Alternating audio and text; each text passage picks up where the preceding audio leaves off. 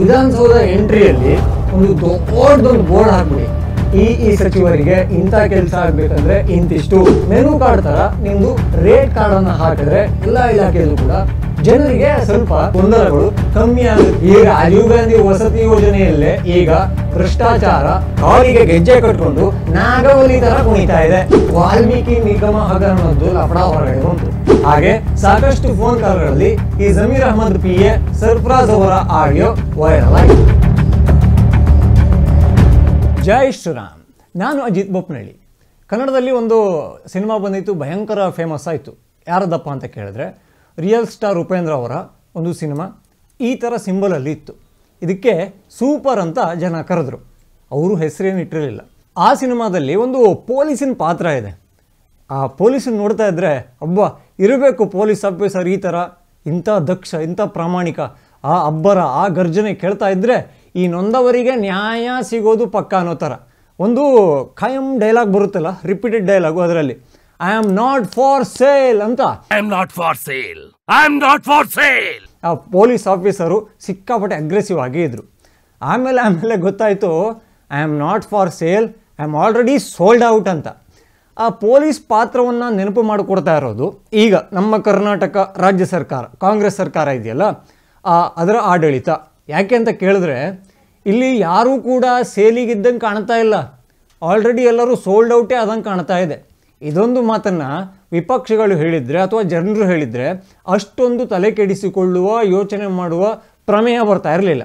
ಆದರೆ ಈಗ ಅವರದೇ ಪಕ್ಷದ ಜಸ್ಟ್ ಕಾರ್ಯಕರ್ತ ಅಲ್ಲ, MLA ಸರ್ಕಾರದ ವಿರುದ್ಧ ಮಾತಾಡಿದ್ದಾರೆ. ಹಾಗೆ ನಾನು ಜೋರಾಗಿ ಮಾತಾಡಿದ್ರೆ ಸರ್ಕಾರ ಅಲ್ಲಾಡುತ್ತೆ ಅಂತ ಅಬ್ಬರಿಸಿದ್ದಾರೆ. ಯಾರಪ್ಪ ಅಂತ ಕೇಳಿದ್ರ ಕಾಂಗ್ರೆಸ್ ಶಾಸಕ BR ಪಾಟೀಲ್ ಅವರು. ಅಬ್ಬಬ್ಬಬ್ಬ, ಒಂದು ಸರ್ಕಾರದ ವಿರುದ್ಧ ಅವರದೇ ಪಕ್ಷದ MLA ಮಾತಾಡ್ತಾರಲ್ಲ, ಹಾಗಾದರೆ ಆ ಸರ್ಕಾರದಲ್ಲಿ ಎಂಥ ಗೋಲ್ಮಾಲ್ಗಳು ಆಗ್ತಾ ಇರಬೇಡ, ಇದೊಂದು ಪ್ರಶ್ನೆ ಖಂಡಿತ ಬರುತ್ತೆ.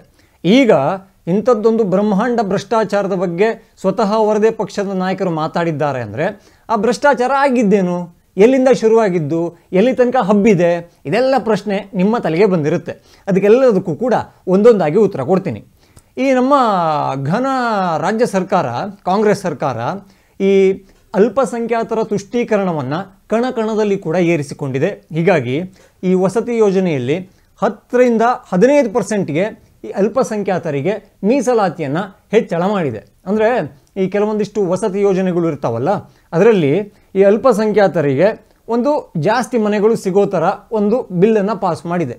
ಅವರು ಹೇಳ್ತಾರೆ ಅಲ್ಪಸಂಖ್ಯಾತರು ಅಂದ ತಕ್ಷಣ ನೀವು ಮುಸಲ್ಮಾನರು ಅಂತ ಹೇಳಬೇಡಿ, ಇಲ್ಲಿ ಮುಸಲ್ಮಾನರ ಜೊತೆಗೆ ಕ್ರೈಸ್ತರು ಇದ್ದಾರೆ, ಜೈನರಿದ್ದಾರೆ, ಬೌದ್ಧರಿದ್ದಾರೆ, ಪಾರ್ಸಿಗಳಿದ್ದಾರೆ ಅಂತ.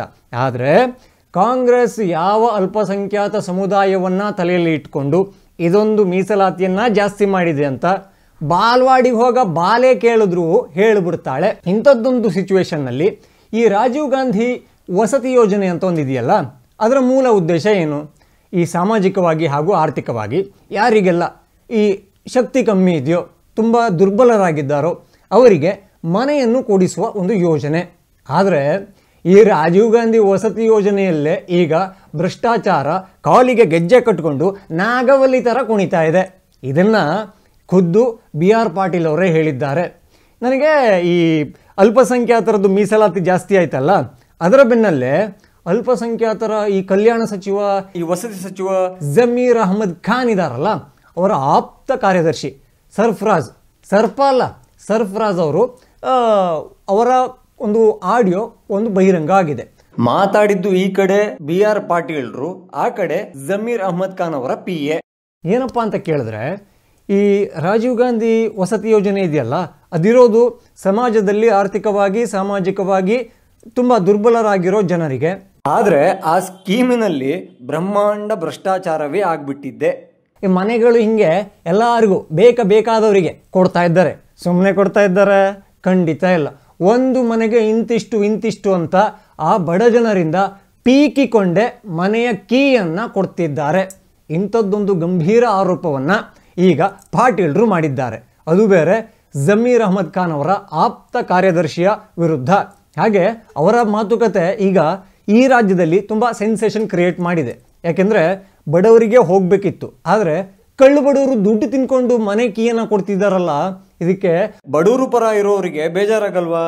ನೀವು ಅದೇ ಹೇಳ್ತಾರೆ, ಈ ಒಳ್ಳೆ ಕ್ಯಾಂಡಿಡೇಟ್ ಇನ್ ರಾಂಗ್ ಪಾರ್ಟಿ ಅಂತೆಲ್ಲ ಹೇಳ್ತಾರಲ್ಲ, ಅದೇ ಥರ ಈಗ ನೀವು ಕಳ್ಳರು ಸುಳ್ಳರು ಮಧ್ಯೆ ಇದ್ದಾಗ ನಾನು ಹರಿಶ್ಚಂದ್ರ ಥರ ಇರ್ತೀನಿ ಅನ್ನೋದು ತುಂಬ ಕಷ್ಟ ಆಗುತ್ತೆ. ಹಾಗೆ ಮಾತಾಡದೆ ಏನು ರಿಯಾಕ್ಟ್ ಮಾಡದೆ ಕೂಡ ಆ ನಡುವಲ್ಲಿ ನಿಂತ್ಕೊಂಡು ಉಸಿರಾಟ ಕೂಡ ತುಂಬ ಕಷ್ಟ ಆಗುತ್ತೆ. ಹೀಗಾಗಿಯೇ ಅವರೊಂದು ಈ ಸಾತ್ವಿಕವಾದ ಒಂದು ಆವಾಜನ್ನು ಹಾಕಿದ್ದಾರೆ, ನಾನು ಬಾಯಿ ತೆಗೆದ್ರೆ ಸರ್ಕಾರ ಅಲ್ಲಾಡುತ್ತೆ ಅಂತ. ಪಾಪ ಬೇಜಾರಾಗಲ್ವೇನ್ರಿ? ಎಲ್ಲ ಜಿಲ್ಲೆಗಳಲ್ಲೂ ಎಲ್ಲ ತಾಲೂಕುಗಳಲ್ಲೂ ಎಲ್ಲ ಗ್ರಾಮಗಳಲ್ಲೂ ಕೂಡ ಈ ಆರ್ಥಿಕ ಸಾಮಾಜಿಕವಾಗಿ ಹಿಂದುಳಿದವರು ಇರ್ತಾರೆ. ಅವರವರು ಅಲ್ಲಿನ ಲೋಕಲ್ ಲೀಡರ್ಗಳಿಂದ ಅಥವಾ ಸಂಬಂಧಪಟ್ಟವರಿಂದ ಇವರಿಗೆ ಒಂದು ಮನವಿ ಪತ್ರವನ್ನು ಕೊಟ್ಟಿರ್ತಾರೆ, ಎಲ್ಲ ಡಾಕ್ಯುಮೆಂಟನ್ನು ತಂದಿರ್ತಾರೆ. ಇವರು ಹೌದು ಇವರು ಯೋಜನೆಗೆ ಅರ್ಹರು ಅಂದ್ಕೊಂಡು ಅವರಿಗೊಂದು MLA ಇಂದ MLA ಆಫೀಸಿಂದ ಒಂದು ಲೆಟರ್ ಹೋಗಿರುತ್ತೆ, ಮನೆ ಅಲಾಟ್ ಆಗಿರುತ್ತೆ. ಆದರೆ ಅಲ್ಲಿ ಹೋಗಿ ಲೆಟರ್ನ ಕೊಟ್ಟರೆ ಮನೆನೇ ಇಲ್ಲ. ಅರೆ ಇದ್ದ ಮನೆ ಎಲ್ಲಿ ಹೋಯ್ತು? ಈ ಪ್ರಶ್ನೆ ಬಂದಾಗ ಪಾಟೀಲ್ರು ಏನು ಮಾಡಿದ್ರು, ಯಾರ ಮೇಲೆಲ್ಲ ಅನುಮಾನ ಇತ್ತಲ್ಲ ಅವರಿಗೆ ಫೋನ್ ಮಾಡಿದ್ರು. ಹಾಗೆ ಸಾಕಷ್ಟು ಫೋನ್ ಕಾಲ್ಗಳಲ್ಲಿ ಈ ಜಮೀರ್ ಅಹ್ಮದ್ PA ಸರ್ಫರಾಜ್ ಅವರ ಆಡಿಯೋ ವೈರಲ್ ಆಯಿತು. ಆ ವೈರಲ್ ಆದ ಆಡಿಯೋದಲ್ಲಿ ಪಾಟೀಲ್ರ ರೌದ್ರಾವತಾರ ಇತ್ತು. ಎಲ್ಲೆಲ್ಲಿ ಯಾವ ಮನೆಗಳು ಎಷ್ಟೆಷ್ಟು ಅಲಾಟ್ ಆಗಿದೆ, ಯಾರ್ಯಾರಿಗೆ ಕೊಟ್ಟಿದ್ದೀರಾ ಅಂತ ಅವರು ಸಾಲು ಸಾಲಾಗಿ ಹೇಳಿದ್ದಾರೆ. ಚೆಕ್ ಮಾಡ್ತೀನಿ ಸರ್, ಚೆಕ್ ಮಾಡಿ ಹೇಳ್ತೀನಿ ಸರ್, ಇನ್ನೊಮ್ಮೆ ನೋಡ್ತೀನಿ ಸರ್, ಆ ಥರದ್ದೇನೂ ಇಲ್ಲ ಸರ್ ಅಂತ ಸರ್ಫರಾಜ್ ಅವರು ಹಾಕಿದ್ದ ಕ್ಯಾಸೆಟ್ಟನ್ನೇ ಎಷ್ಟೇ ತಿರುಗಿಸಿದ್ರೂ ಕೂಡ ಪಾಟೀಲ್ರು ಸಮಾಧಾನ ಆಗಲಿಲ್ಲ. ಹಾಗೆ ಅವರು ಕೋಪಗೊಳ್ಳುವುದನ್ನು ತಡೆಯೋಕ್ಕೂ ಕೂಡ ಆಗಿಲ್ಲ. ಇದು ಈಗ ಸರ್ಕಾರದ ಬುಡಕ್ಕೆ ಬಂದಿದೆ. ಇದನ್ನು ಸರ್ಕಾರ ಗಂಭೀರವಾಗಿ ತಗೊಳ್ಳುತ್ತಾ ಗೊತ್ತಿಲ್ಲ. ಹೇಳಿ ಕೇಳಿ ಅವರು ಅಲ್ಪಸಂಖ್ಯಾತ ಕಲ್ಯಾಣ ಸಚಿವರ PA ಅವ್ರ ಮೇಲೆ ಏನಾದರೂ ಕ್ರಮ ತಗೊಂಡ್ರೆ ಅಥವಾ ಸಚಿವರ ಮೇಲೆ ನೇರವಾಗಿ ತಗೊಂಡ್ರೆ ಅಲ್ಪಸಂಖ್ಯಾತರ ಆಕ್ರೋಶಕ್ಕೆ ಗುರಿಯಾಗಬೇಕಾಗುತ್ತೆ. ಅದು ಭಯಂಕರ ಕಷ್ಟ ಆಗುತ್ತೆ. ಹೀಗಾಗಿ ಸರ್ಕಾರ ಇದರ ಬಗ್ಗೆ ತನಿಖೆಯನ್ನು ಯಾವ ರೀತಿಯಲ್ಲಿ ಮಾಡಬಹುದು ಅನ್ನೋದೊಂದು ಊಹೆ ಸಿಕ್ಕಿದೆ. ಹಾಗೆ ಅದರ ಬಗ್ಗೆ ಕ್ರಮ ಹೆಂಗೆ ತಗೋಬೋದು ಅಂತ ಒಂದು ಕ್ಲಿಯರ್ ಐಡಿಯಾ ಬಂದಿದೆ. ಹಾಗೆ ನೋಡಿದರೆ ಈ ಲಾಸ್ಟು BJP ಸರ್ಕಾರ ಇತ್ತಲ್ಲ, ಆಗ ಈ ಕಾಂಗ್ರೆಸ್ಸು ವಿಪಕ್ಷದಲ್ಲಿತ್ತು.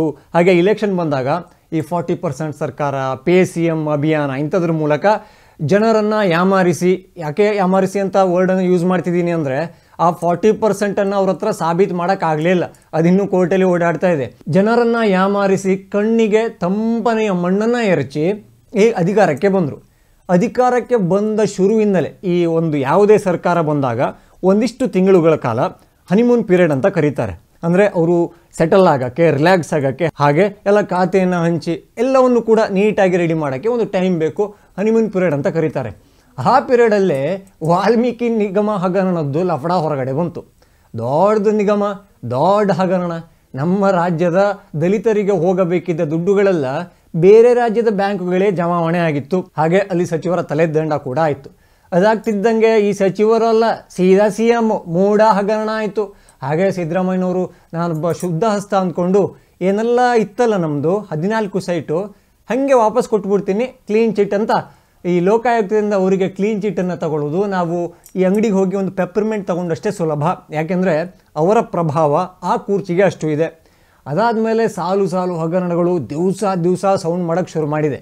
ನಿನ್ನೆ ಒಂದು ವೆರಿ ಫ್ರೆಶ್ RB ತಿಮ್ಮಾಪುರ ಎಣ್ಣೆ ಸಚಿವರು, ಎಣ್ಣೆ ಅಂತ ಹೇಳ್ಬೋದೇನೋ, ಯಾಕೆಂದರೆ ಅಬಕಾರಿ ಇಲಾಖೆ ಎಣ್ಣೆ ತುಂಬ ಈ ಬಾಂಧವ್ಯವನ್ನು ಹೊಂದಿದೆ. ಅವರ ಮೇಲೆ ಒಂದು ಗಂಭೀರ ಆರೋಪ ಬಂದಿದೆ. ಏನಪ್ಪ ಅಂತ ಕೇಳಿದ್ರೆ ತುಂಬ ವಿಚಿತ್ರವಾಗಿದೆ ಆ ಕೇಸು. ಈ ತಿಮ್ಮಾಪುರ ಅವರು ಅಬಕಾರಿ ಸಚಿವರು. ಈಗಂತೂ ಅವರ ಗ್ಯಾರಂಟಿಗಳೆಲ್ಲ ಬಂದುವಲ್ಲ, ಅಂದರೆ ಎಣ್ಣೆ ಕುಡಿಯೋರಿಗೆ ಗ್ಯಾರಂಟಿ ಅದು ಸಿಕ್ಕಿಲ್ಲ, ಅವರಿಗೆ ಬೆಲೆ ಏರಿಕೆ ಗ್ಯಾರಂಟಿ ಮಾತ್ರ ಸಿಕ್ಕಿರೋದು. ಸರ್ಕಾರದ ಗ್ಯಾರಂಟಿಗಳನ್ನು ಸರಿ ಹೊಂದಿಸೋಕೆ, ಗ್ಯಾರಂಟಿಗಳನ್ನು ನಿಭಾಯಿಸೋಕೆ ಈ ಪ್ರತ್ಯಕ್ಷವಾಗಿ ಈ ಟ್ಯಾಕ್ಸನ್ನು ಜಡಿಸಿಕೊಳ್ಳೋರು ಅಂದರೆ ಮದ್ಯಪ್ರಿಯರು.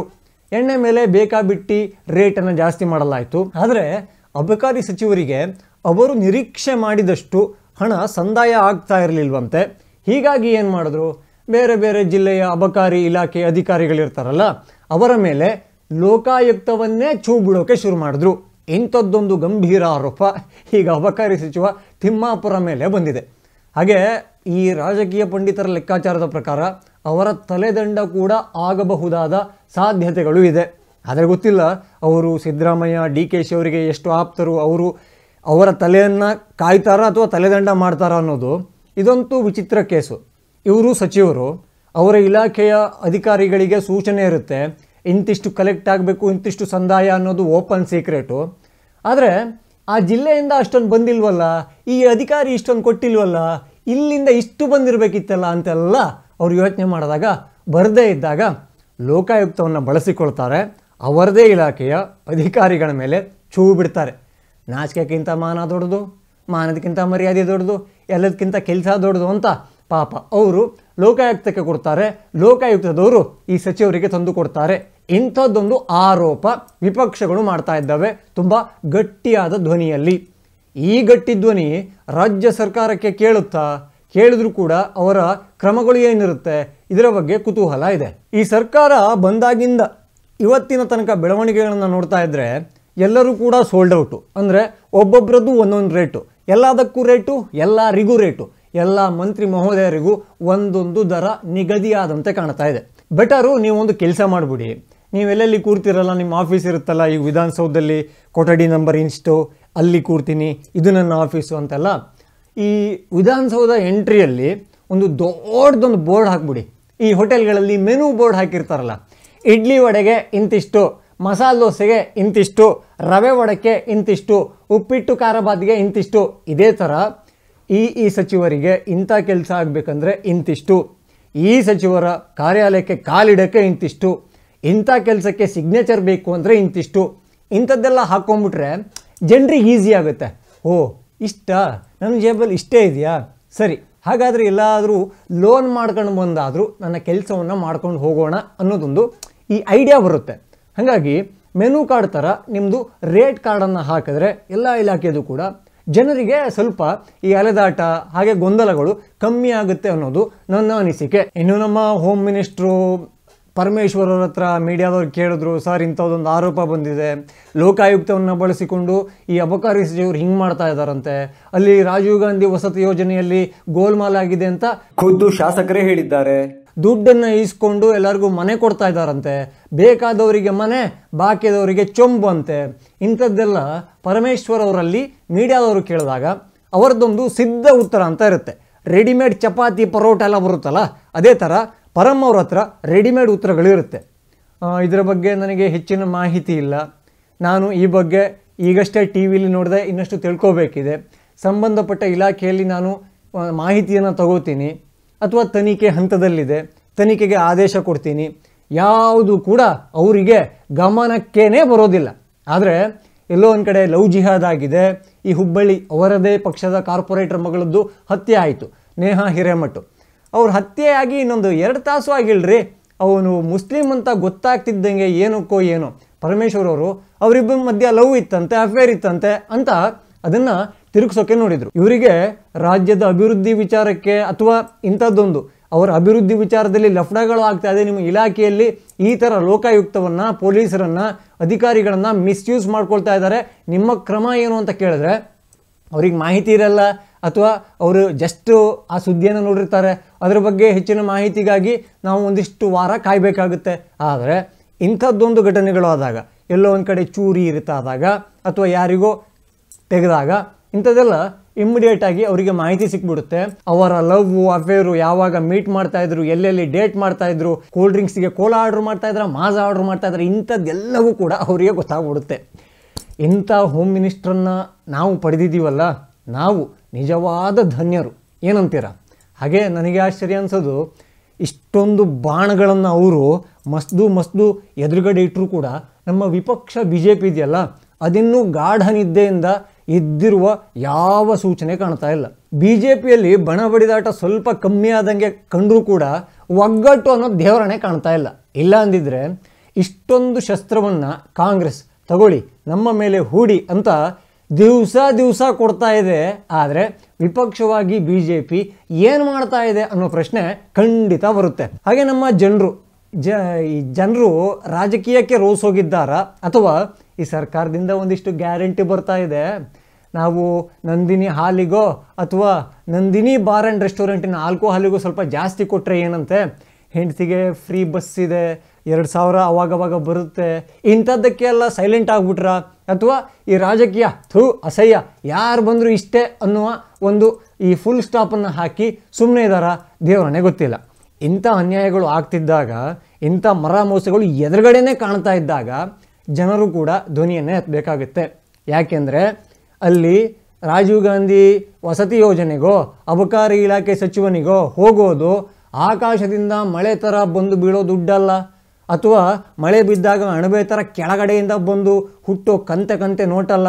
ಅದೆಲ್ಲವೂ ಕೂಡ ತೆರಿಗೆಯ ಹಣ, ನಮ್ಮ ನಿಮ್ಮ ಪ್ರತ್ಯಕ್ಷ ಹಾಗೂ ಪರೋಕ್ಷ ತೆರಿಗೆಯ ಹಣ. ಇದನ್ನು ಆಲೋಚನೆ ಮಾಡೋಕ್ಕೆ ಯಾವಾಗಿಂದ ಶುರು ಮಾಡ್ತೀರಾ? ಜೈ ಶ್ರೀರಾಮ್.